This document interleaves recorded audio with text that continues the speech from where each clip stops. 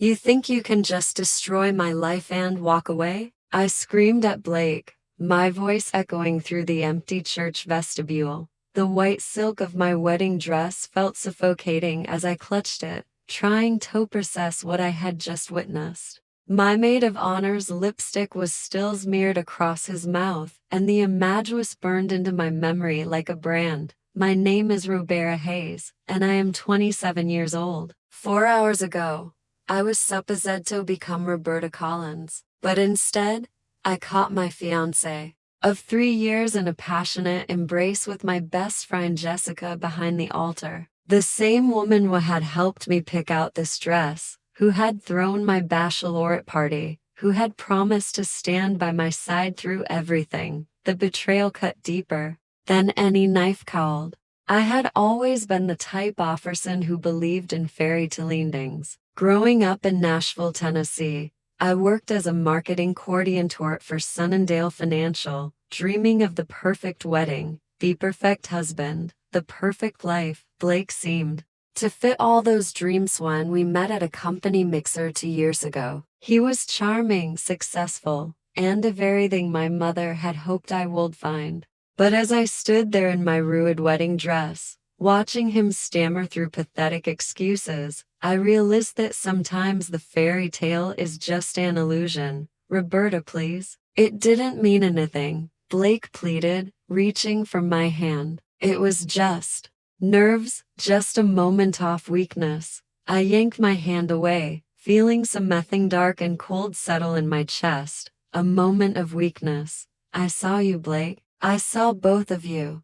This wasn't some accident. Jessica, still in her bridesmaid dress, had the audacity to step forward. Roberta, you have to understand. I don't have to understand anything. I cut her off, my voice trembling with rage. You were supposed to be my best friend. You were supposed to support me. The church was filled with our families and friends, all waiting for a ceremony that would never happen. My parents had spent thousands of dollars on this day, and my father had taken time off from his construction business to walk me down the aisle. Now, I had to face them all and explain that their daughter's perfect day had turned into a nightmare.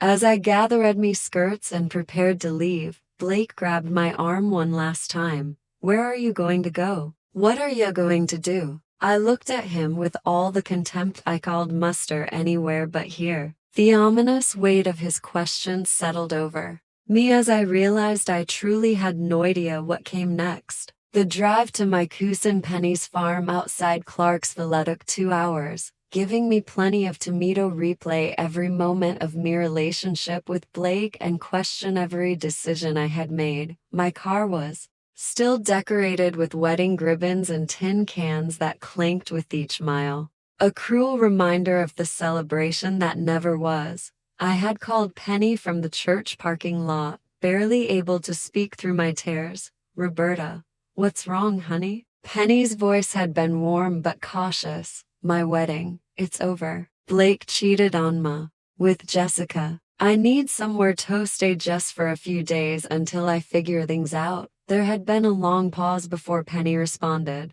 Well, I suppose you can come here. But you know, I don't have much room in the main house. Gerald and I are in the middle of renovating, and the boys are home from college. Penny had always been the practical one in our family. 3 years older than me, she had married her high school sweetheart, Gerald, and moved to his family's farm right after graduation. They raised cattle and grew soybeans, living a simple life that I had often envied during my corporate struggles. She had 2 teenage sons, Dylan and Caleb, who were both home for the summer when I pulled into their gravel driveway. Nearly midnight, Penny was waiting on the porch with a cup of coffee and a concerned expression. She hugged me tightly, and for the first time since leaving the church, I felt truly safe. The main house is chaos right now, she explained, leading me toward a small building across the yard. But there's a me old pottery studio out back. It's not much, but it has electricity and running water. You can stay there until you get back on your feet. The Pottery studio is a converted garage that Penny had us briefly during her artistic phase. 5 years earlier, before the demands of farm life and raising teenagers took over, dust covered everything and cobwebs hung in the corners like abandoned dreams. Clay-stained tools set exactly where she had left them and bags of dried clayware stacked against one wall. "I know it's not ideal," Penny said, watching my face for a reaction. "But it's private and you won't be in our way while we're dealing with the construction." I nodded, too exhausted to argue. "It's perfect, Penny. Thank you." She showed me where the bathroom was and helped me bring in my overnight bag from the car. As she prepared to leave, she turned back with a serious expression. "Roberta, I'm sorry about what happened today, but maybe this is a blessing in disguise. Blake never seemed right for you anyway." After she left, I sat on the dusty couch and finally allowed myself to cry.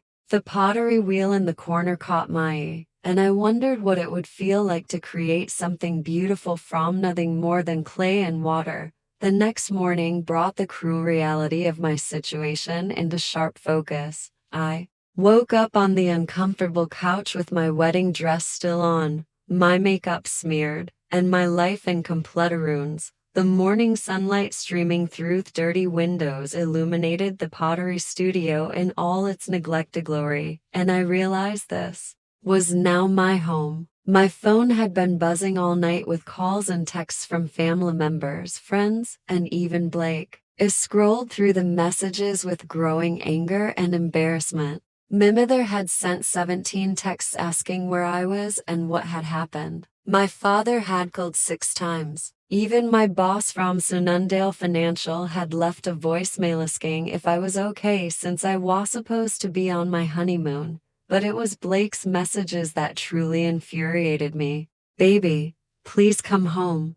We can work this out. It was just for wedding jitters. I love you. Nother." Each word felt like salt in an open wound. I turned off my phone and walked outside to clear my head. The farm was peaceful in the early morning light, with cattle grazing in distant fields and the sound of roosters crowing. Penny was already up hanging laundry on a line near the main house. She waved but gave me space, understanding that I needed time to process. When I returned to the studio, something drew me to the pottery wheel. I had never worked with clay before, but I remembered watching Penny years ago when she was passionate about it.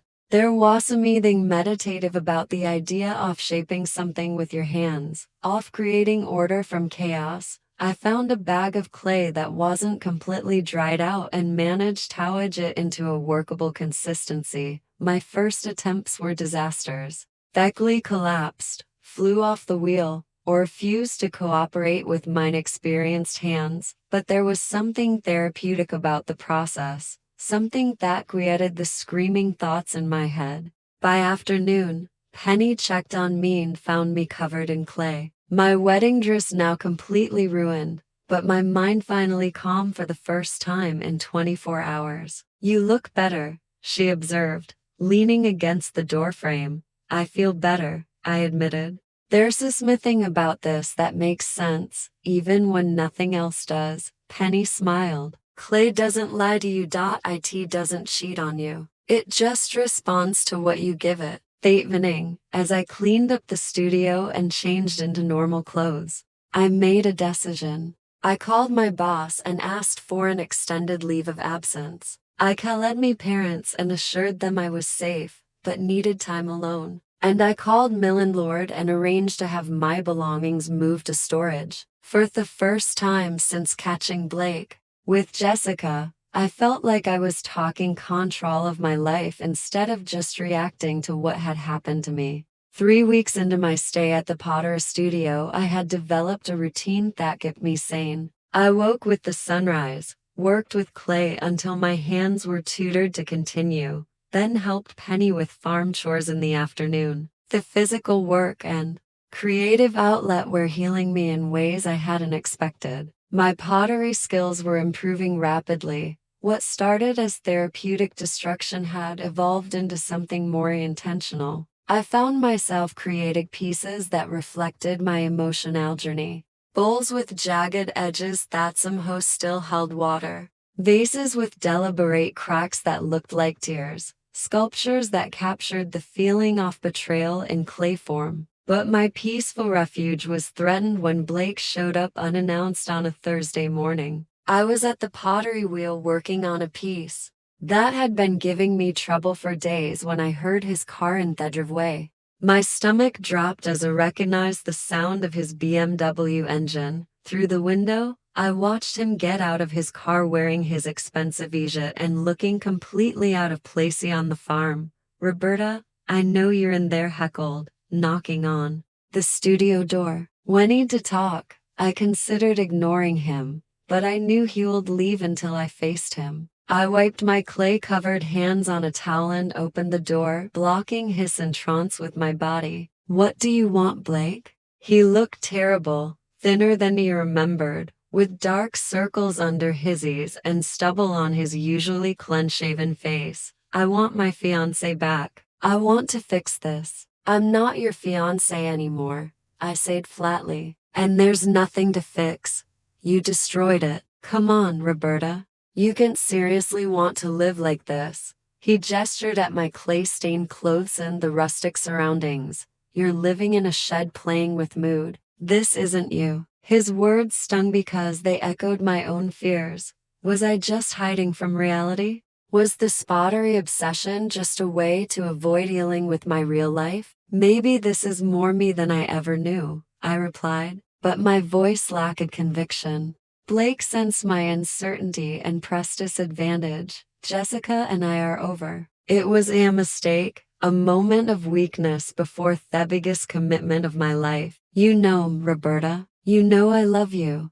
For a moment, I wavered. 3 years of shared history, plans we had made, the life we had built together. It all seemed to pull at me. Maybe I could forgive him. Maybe we could start over. But then I looked at the pottery wheel bend me, at the piece I had been working on, a bowl that represented fighting, beauty and brokenness. The clay had taught me that some things since shattered become stronger when rebuilt differently. "No," I said firmly. "We're done, Blake. What you did with Jessica wasn't a moment of weakness. It was a choice. And no, I'm making mine." His face flushed with anger. "Fine. But don't come crawling back when you realize you've thrown away the best thing that ever happened to you. You think this pottery nonsense is going to support you? You think anyone cares about your little hobby?" After he left, his words haunted me. Maybe he was right. Maybe I was deluding myself about my pottery having any value. Buy-in. Personal therapy. I had been creating pieces for weeks, but I had no idea if they were actually good or just emotionally significant to me. That night, I sat in the studio surrounded by my creations and wondered if I was making the biggest mistake of my life. The doubt Blake had planted in me mind festered for days. I found myself questioning every piece I made, wondering if I was truly talented or just processing grief in an expensive way. The clay that had once felt like salvation now felt like self-indulgence. Everything changed when Penny's neighbor Eleanor Blackwood stopped by the farm to borrow some tools. Eleanor was a retired art teacher from Austin P State University who had moved to the countryside to paint landscapes. She was in her 60s with silver hair and sharp, intelligent eyes that seemed to see everything. "Is that Penny's old pottery studio?" she asked, nodding toward my refuge. "Yes, I'm staying there temporarily," I explained, walking her over to see what Girl needed from his workshop. Eleanor paused at the studio window, peering inside at my work, displayed on makeshift shelves. Her expression grew serious as she studied my pieces. "Whose work is this?" she asked quietly. "Mine," I admitted, feeling embarrassed. "I just started a few weeks ago." "I know they're not very good." Eleanor turned to look at me with surprise. "Not very good, child. May I come in?" Look more closely. I reluctantly let her into the studio, watching nervously as she examined my pieces with the critical eye of Soumya who understood art. She picked up a bowl he had made the day after Blake's visit, one where I had deliberately quarter-painted the cracks and imperfections into the design. "This is extraordinary," she said softly. "The emotional honesty in this piece, it's raw and powerful. You're working through something deeply personal, aren't you?" I found myself telling Jellioner the whole story. The wedding day betrayal, my escape to the farm, my discovery of pottery as a way to process me pain. She listened without judgment, occasionally asking questions about my creative process. "Have you shown these to anyone else?" she asked. "No, just Penny and her family. I don't even know if they're actually any good or if I'm just finding meaning in them because they're mine." Eleanor smiled.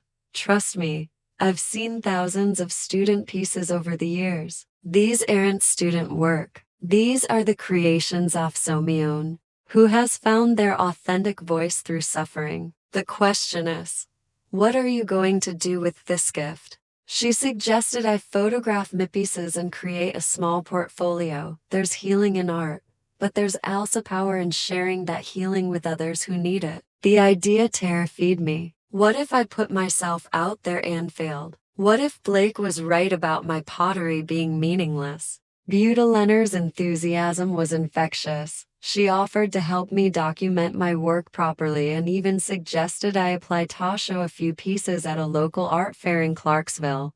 "Art isn't just about technique," she explained. "It's about connection, about making people feel something they didn't feel before." Your work dosed hat. That weekend, Eleanor returned with her professional camera and proper lighting equipment. We spent the entire day photographing my pieces and seeing them through the lens.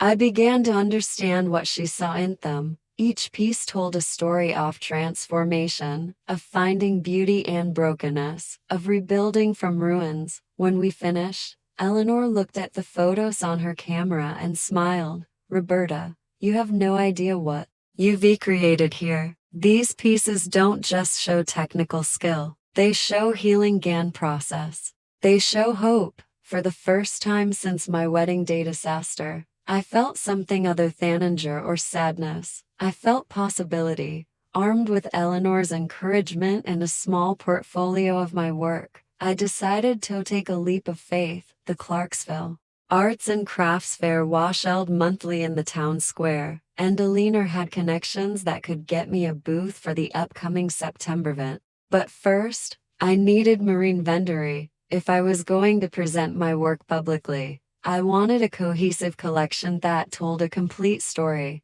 I began working with renewed purpose, creating pieces that explored themes of betrayal, healing, and rebirth. I developed what I came to think of as my Broken Beautiful series. Pottery that intentionally incorporated flaws and imperfections as part of the design. Bowls with metallic veins running through deliberate cracks reminiscent of Japanese art of kinugi. Vases with asymmetrical shapes that somehow achieved perfect balance. Sculptures that looked shattered but held together the sheer force of artistic will. Word of my work began to spread through Eleanor's network before I even made my public debut.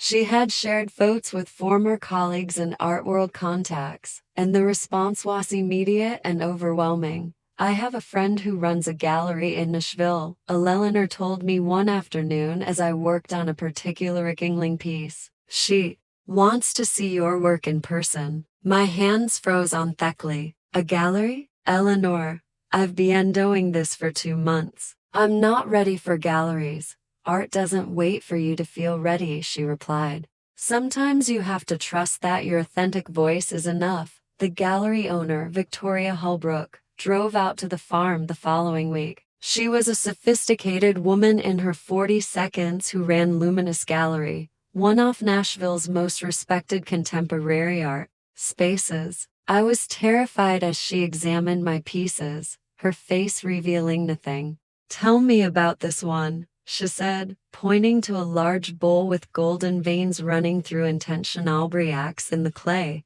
"It's about finding beauty in damage," I explained nervously. about how some messy broken places become the strong stand. Most beautiful parts of who we are. Victoria nodded thoughtfully. And this? She indicated a sculpture that looked like a heart that had been shattered and reassembled with visible seams. That's about rebuilding after betrayal. About choosing to love again even when you've been hurt. She spent 2 hours in the studio asking questions about my process and my inspiration. When she finally spoke, her words changed everything. I want to offer you a solo show, she said simply. 3 months from now in December. We'll call it Healing Clay, Beauty Born from Brokenness. I nearly dropped the piece I was holding, a solo show, but I've never shown anywhere before. I've never even sold a piece. Sometimes the most powerful art comes from artists who haven't learned to doubt themselves yet, Victoria replied. Your work speaks to something universal, the human capacity to transform pain into beauty. That's not something you can teach. That evening, as I called my parents to share the incredible news, I realized how far I had come from the broken woman who had fled her wedding 4 months ago. I was no longer just processing my trauma. I was transforming into something that could help others heal.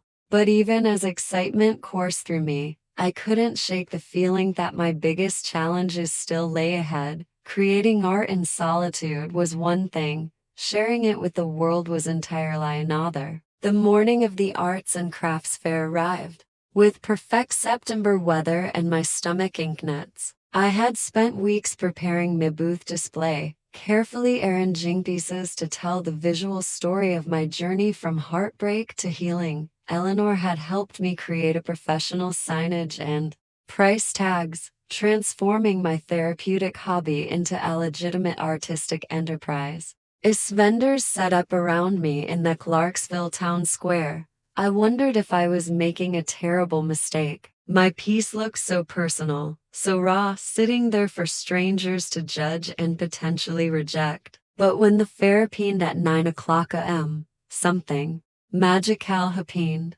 People didn't just walk past me booth. They stopped, drawn by something they couldn't quite name. A middle-aged woman picked up one of my broken, beautiful bowls, and tears came to her eyes. This speaks to me, she said quietly. I've been going through a difficult divorce, and this looks like how I feel inside. She became my first customer, purchasing not just the bowl, but also a small sculpture about rebuilding after loss. Word spread quickly through the fair and soon I had a crowd gathered around my booth. People shared their own stories of heartbreak, betrayal, and healing. As they examined my pieces, a therapist named Dr. Patricia Williams stopped by and spent an hour discussing me work. I've never seen pottery that captures the therapeutic process so beautifully, she said. Would you be open to creating pieces specifically for me practice? I have clients who struggle to express their healing journey, and your work could help them. By noon,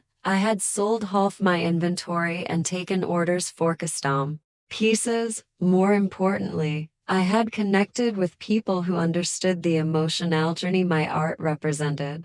Each sale felt like validation that my pain had been transformed into something meaningful. The success at the arts fair opened doors I never could have imagined. Dr. Williams introduced me to their therapists in the area, and suddenly I had a waiting list of clients seeking custom healing pottery designed specifically for their therapeutic journey. I began creating pieces for people recovering from addiction, processing grief, surviving abuse, and rebuilding after life-altering trauma. Each commission required me to listen deeply to their stories and translate their emotional needs into clay. My breakthrough moment came when a local news station heard about the heartbreak artist creating therapeutic pottery on a farm outside Clarksville. The reporter, Jennifer Knox, arrived expecting a simple human interest story, but left with something much more profound.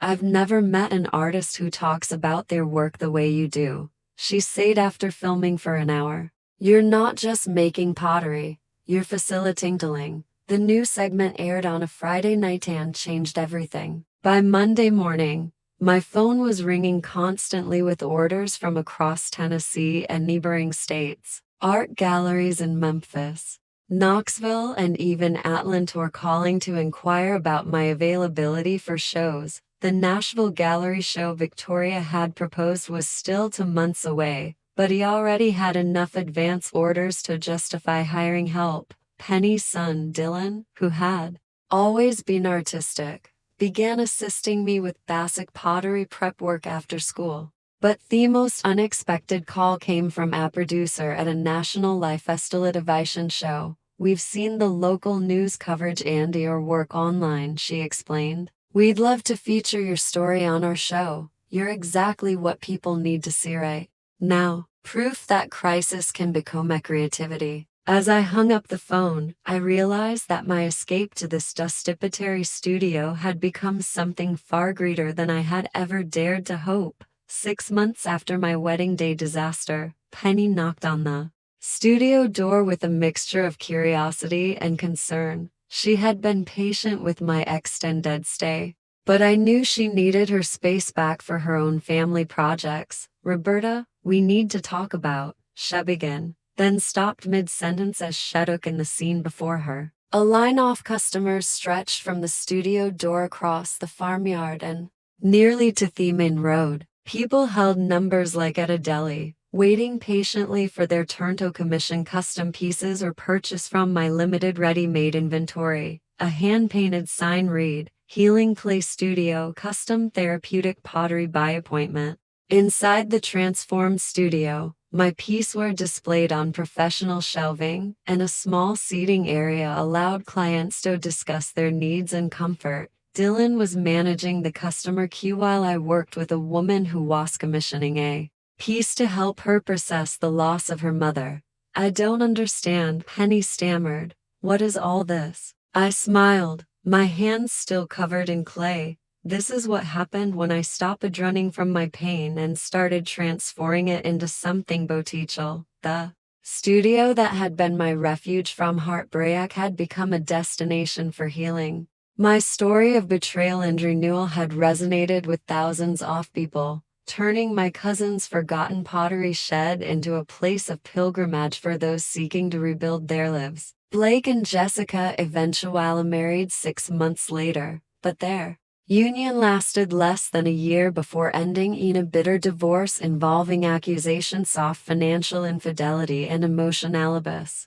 Blake's reputation in Nashville's business community never recovered from scandal, and he was forced to relocate to another state to restart his career. Jessica lost most of her mutual friends after the truth about her pattern of manipulative behavior became widely known. As I watched the steady stream of people finding hope and healing through clay, it reflected on the strange journey that had brought me here. Sometimes the worst thing that happens to you becomes the catalyst for the best thing you never knew you needed. And sometimes the most beautiful revenge is simply becoming so magnificently yourself that you forget you ever needed revenge at all.